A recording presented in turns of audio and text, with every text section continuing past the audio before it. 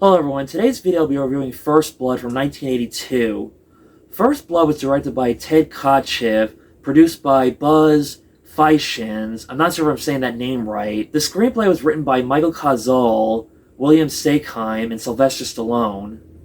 The movie stars Sylvester Stallone, Richard Crenna, and Brian Dennehy. First Blood was based on a book written by David Morrell. I never read the book, but people have told me how it's really good, and it goes into more depth and details compared to this movie. The music was composed by Jerry Goldsmith. The movie was released on October 22nd, 1982.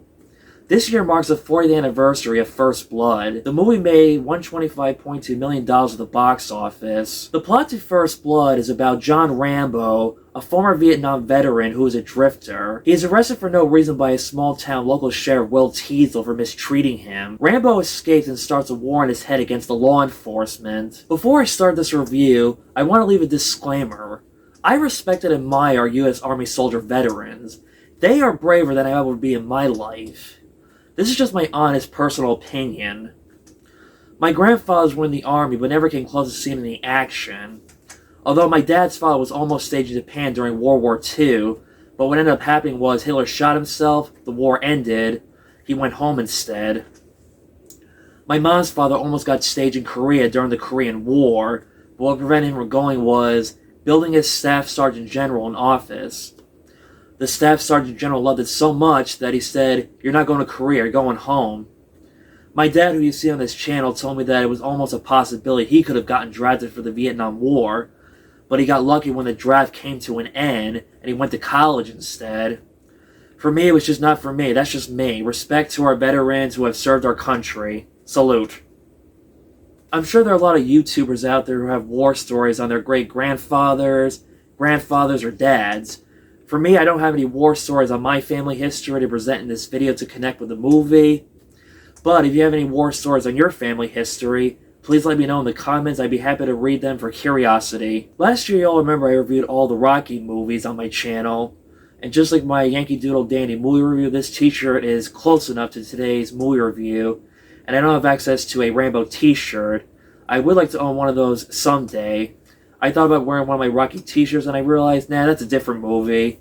And plus, I wore those last year for my Rocky movie reviews on my YouTube channel. After Sylvester Stallone hit in success with the Rocky movies, he did Rambo to step up his game, playing a serious, dramatic Vietnam veteran who came back from Vietnam, having a hard time adjusting to a regular, normal life outside the Army. This movie is not a good guy versus bad guy, it's very complex. In some ways, you can compare that to almost like similar and identical to like the Maltese Falcon a little bit. Just like Rocky, Sylvester Stallone is great in this movie playing John Rambo, a drifter who was supposed to be visiting an old Vietnam friend who found out he died from cancer that he brought back from Vietnam without even knowing it. What's ironic about watching this scene, recently I watched the news about how a lot of Vietnam vets have recently died from this.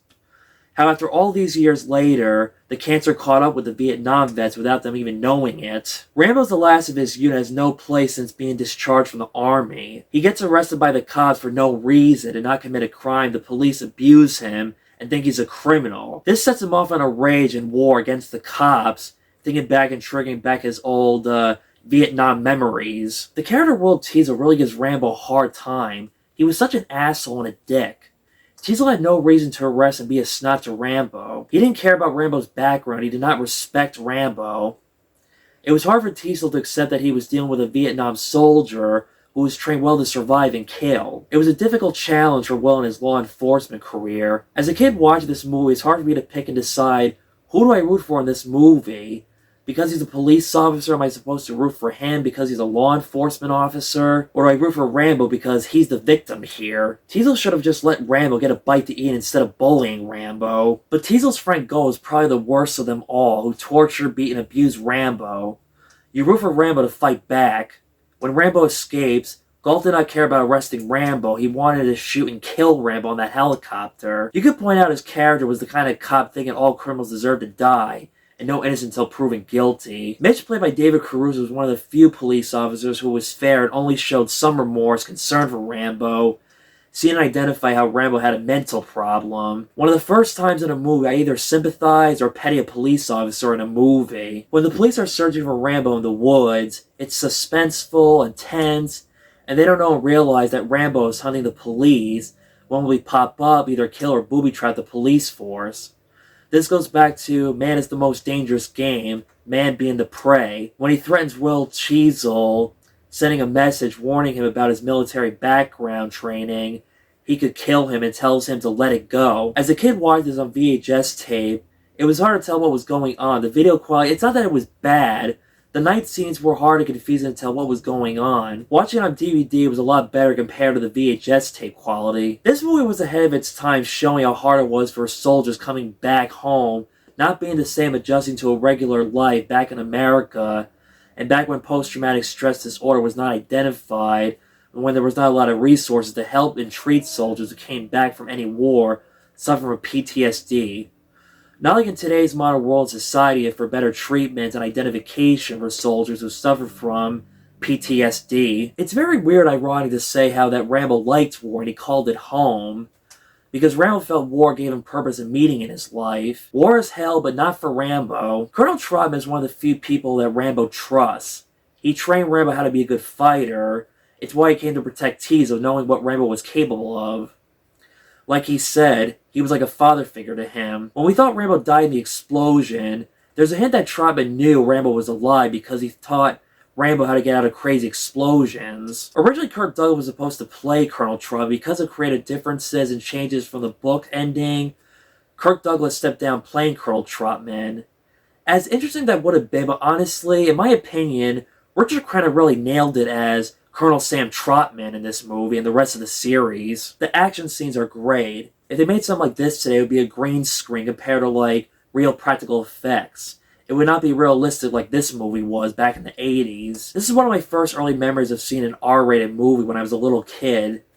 In 2002, around the time I was like 8 years old around that time, before turning 9 in August, I remember my uncle watching this on TV, and I saw parts of the movie, until I finally saw the entire movie with my grandparents on VHS tape 2 years later in 2004. It was one of my first intros to Sylvester Stallone movies before seeing the Rocky movies and his other movies. The ending of this movie is great. Just when we thought Rambo was going to kill Will Teasel, Trotman stops him. It's one of the few action movies where the hero cry shows his emotions at the end. Rambo explains to Trotman, explaining how he can't get the image out of his head, how one of his friends died from some little kid blew up his friend faking he wanted to shine his shoe, how the war changed him. I don't know why, before that monologue, I like it when Colonel Trotman tells Rambo it's over. Rambo yells back, "Nothing is over! Nothing!" Not just war, anything in life. No matter what happens in life, there will always be crazy events, and war never ends, sadly to say that. Rambo will always be fighting a war in his head. Also, actually, this I should have mentioned earlier, how when Rambo explains to Trotman how society insulted him when he came back home, people at the airport called him baby kill and other insults, and they did not understand and realize what he went through in Vietnam, not having a choice but to kill little kids because they knew how to use grenades, bombs, missiles, and all different kinds of weapons. How Rambo could drive $1 million military equipment, but could not hold down a regular job and live a stable life back in America. Despite this movie was your basic action war drama film, the sequels just became your basic average 80s summer blockbuster or popcorn action flick, but they were fun and entertaining. I like the second and third movie. They're not as great as the first film, but they're still like fun, entertaining, and solid movies. I still have not seen the last two Rambo movies from 2008 and 2019. John Rambo goes from being a character now to an 80s action movie star over the top. Despite not having read the book, I know that in the book, Rambo dies. He commits suicide. There is an alternate ending that I have seen on YouTube. It makes you wonder, what if they had used that ending? There would have been no Rambo sequels or no franchise. Rambo commits suicide because he did not want to spend the rest of his life in prison. Even if they did not use that ending, they still could have just ended it where the audience decides the unknown fate of John Rambo. If you haven't seen this movie and probably seen the sequels, definitely watch this movie. You will see John Rambo in a different way compared to what you are used to seeing in the sequels. You will be shocked how different this movie is compared to the rest of the series. There's been a rumor about Quentin Tarantino rebooting the movie, wanting to make it more true and dedicated to the book. As much as I love Quentin Tarantino, I am not desperate or in a rush for it to be made. He keeps saying he will make this movie, and sometimes it's never made. And plus, he can't make up his mind on his 10th and final film will be the final film that he will direct. In the future, I will review the rest of the Rambo movies. For now, I want to stick to the basics or talk about the first movie. So that was my review of First Blood. Like the video, subscribe, the notification bell to get the latest updates on my YouTube channel, and I will see you next time.